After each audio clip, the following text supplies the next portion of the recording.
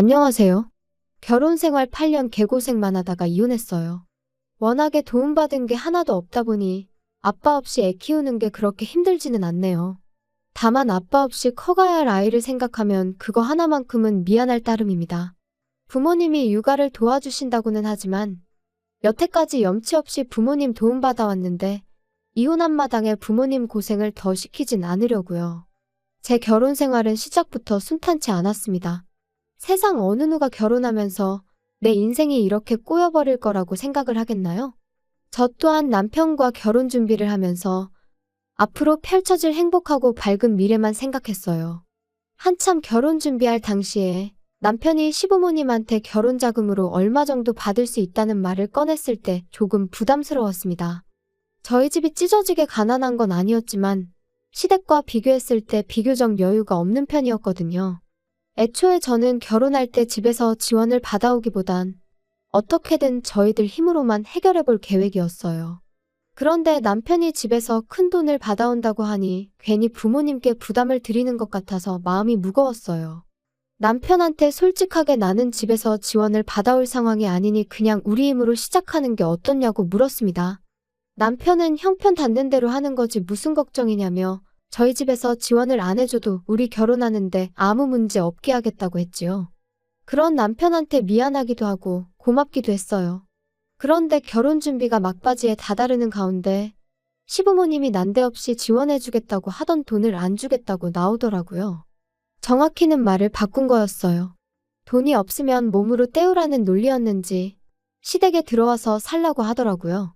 말을 꺼내놓은 게 있으니 남편은 많이 당황한 듯 보였으나 저는 저대로 오히려 마음이 편해졌어요.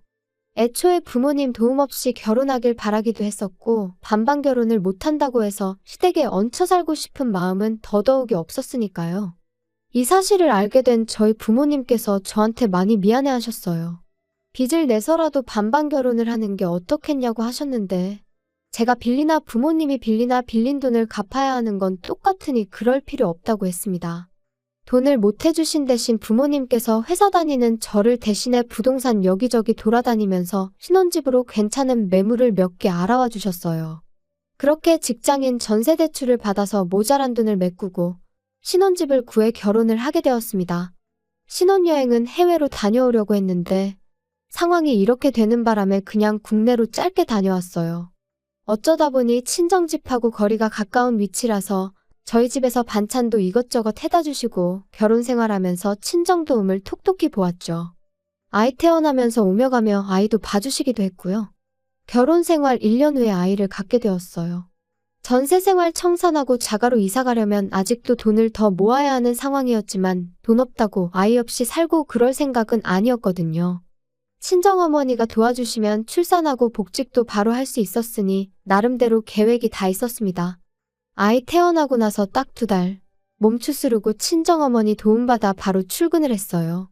괜히 남편 외벌이 시켰다가 행여라도 남편이 너 때문에 시댁 지원 포기하고 나 혼자만 힘들게 일한다고 생각할 수 있으니까 휴식은 저한테 사치나 마찬가지였죠. 정확히 아이 태어나기 전까지 시댁에서는 그 어떤 간섭도 하지 않았습니다. 지금 생각해보면 아마 아이 태어나고 나서 사는 게 힘들면 뒤늦게라도 시댁으로 기어들어올 거라고 생각했었던 것 같네요. 개고생하다가 정신 차리면 시댁에 도와달라고 기웃거리진 않을까 싶었나 봐요.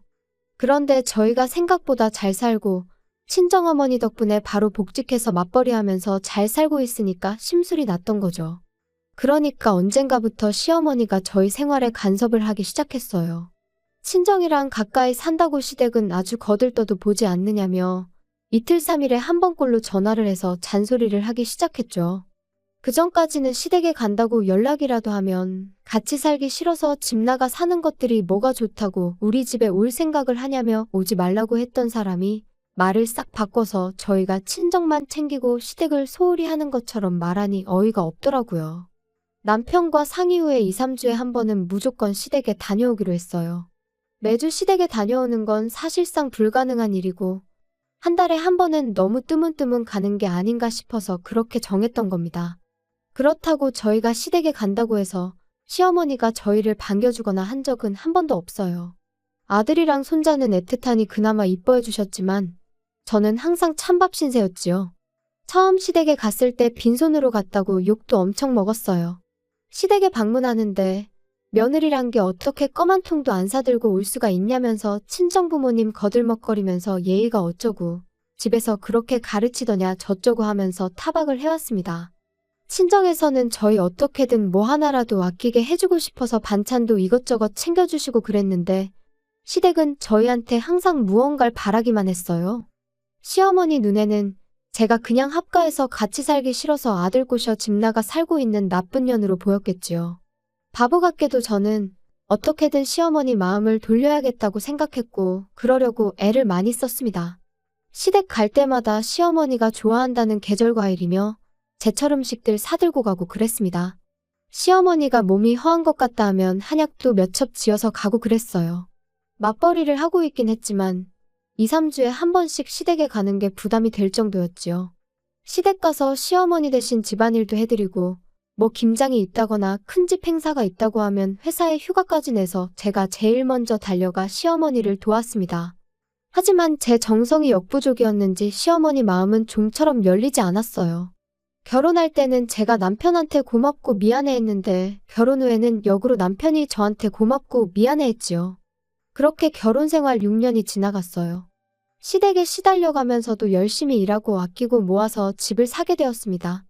대출이 더 늘어나긴 했지만 요즘 애들이 집이 전세면 전세인 대로 아파트가 구리면 구린 대로 그걸 가지고 편을 가르고 놀리고 그런다는 뉴스를 보니 무리를 안 할 수가 없었네요. 그래도 저희 나름대로 행복했는데 큰 사건이 하나 터지고야 말았습니다. 시어머니가 평소보다 더 공격적으로 변하기 시작했어요. 처음에는 저희가 이제 번듯한 집까지 갖게 되었으니 그게 열받아서 저한테 더 모질게 하는구나 싶었는데 가만 보니 했던 말을 자꾸 또 하는가 하기도 하고 뭘 자꾸 깜빡깜빡 하기도 했어요.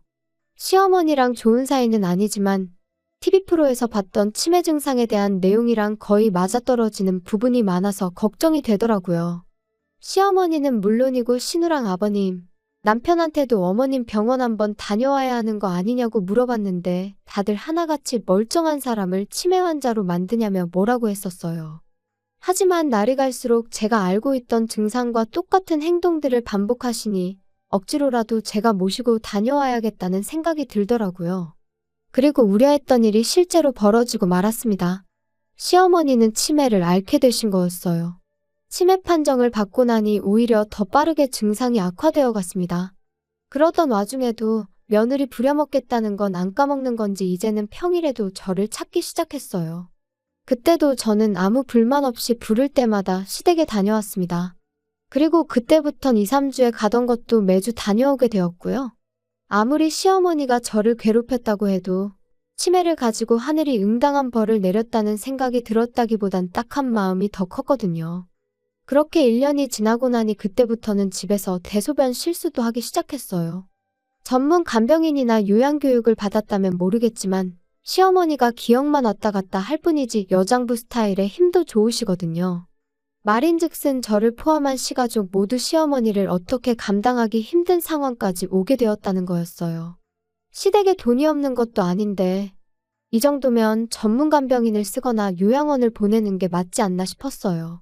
시아버지가 좀 와달라는 연락에 최대한 시댁에 다녀오고 있긴 했지만 저도 회사 다니는 상황이어서 체력적으로 많이 힘들었고 제가 시댁에 가 있으면 시댁에 가 있는 만큼 저희 친정어머니도 대신 애 봐주시느라 저희 집에 발이 묶여서 계셔야 했거든요.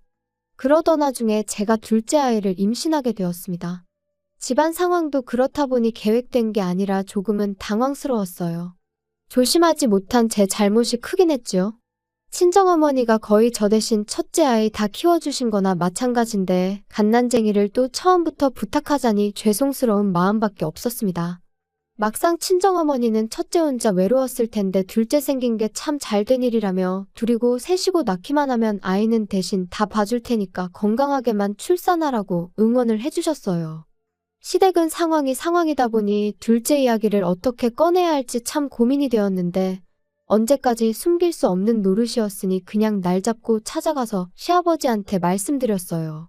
단도직입적으로 둘째가 생겼기 때문에 이제 시댁 와서 시어머니 돌봐드리는 거는 못할 것 같다고 했죠. 그런데 돌아온 시아버지 답변이 정말 예상도 못한 답변이었습니다. 친정에서처럼 둘째 아이 생긴 거 축하한다는 말까지 바란 건 아니었는데 애 가진 거랑 집사람 돌봐주는 거랑 무슨 상관이냐며 잔머리 쓰지 말고 주말에는 시댁 와서 집사람 돌봐주라는 대답을 들었기 때문이에요. 평소에는 말대답 해본 적 한 번 없는 저도 그냥 있을 수가 없더라고요. 애 가진 몸으로 회사 생활하면서 어떻게 시어머니까지 간호를 하겠느냐 물었더니 잔머리 쓰는 게 두 눈에 다 보인다고 그렇게 힘들면 회사 그만두고 시댁 들어와서 살라더라고요.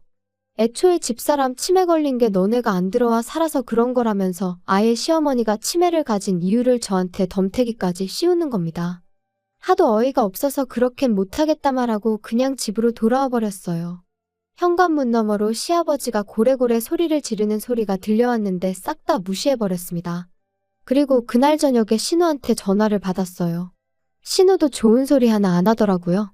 주말만 봐드리는데 뭐 그렇게 대단한 일 한다고 온갖 유세를 다 부리냐고요. 말이 주말만 봐드리는 거지. 평일에도 시아버지가 부르면 몇 번이고 다녀왔고 주말에만 봐드리는 게 시어머니만 봐드리는 게 아니라 일주일치 집안일이 쌓여있는 거 다 해야 하고 시아버지 굶지 않게 일주일치 먹을 것도 대충 준비해놓고 가야 하는 거 모르냐고. 그럼 형님이 평일 내내 시어머니 간병해드리고 집안일도 다 해놓으라고. 그럼 제가 주말만 가서 어머님 봐드리는 거 생각해보겠다고 하고 전화 끊었습니다. 그런데 생각해보니 시어머니 문제로 시가족들한테 시달리고 있는 게 저라는 사실이 어이가 없더라고요. 남편이 중간에서 딱 교통정리 한 번만 해주면 쉽게 끝날 텐데 아버님한테도 저 혼자 말씀드리러 다녀왔고 신호전화 받는 동안도 남편은 애랑 놀아준다는 핑계로 아예 대화에는 끼지도 않았거든요. 그래서 남편 불러 세워놓고 한마디 했어요. 이럴 때 남편 역할이 뭐겠냐, 당신이 나서서 한마디 해줘야 하는 거 아니냐 했더니 이제 와서 남편이 자기 가족들 편을 들기 시작하더라고요. 다른 사람 일이면 자기가 가만히 있겠냐고. 그런데 다른 사람도 아니고 우리 엄마 일인데 어떻게 자식된 도리로 아픈 엄마를 내칠 수가 있겠냐고 뻔뻔하게 헛소리를 하는 거예요. 언제는 얼마나 챙겼다고 뻔뻔하게 내친다는 소리를 할 수 있느냐고 대번에 따져 물었어요. 우리 결혼생활 8년, 시댁에 왕래하기 시작한 지 6년 동안 당신이 시댁 가서 손가락 하나 까딱한 적이 있었냐고요.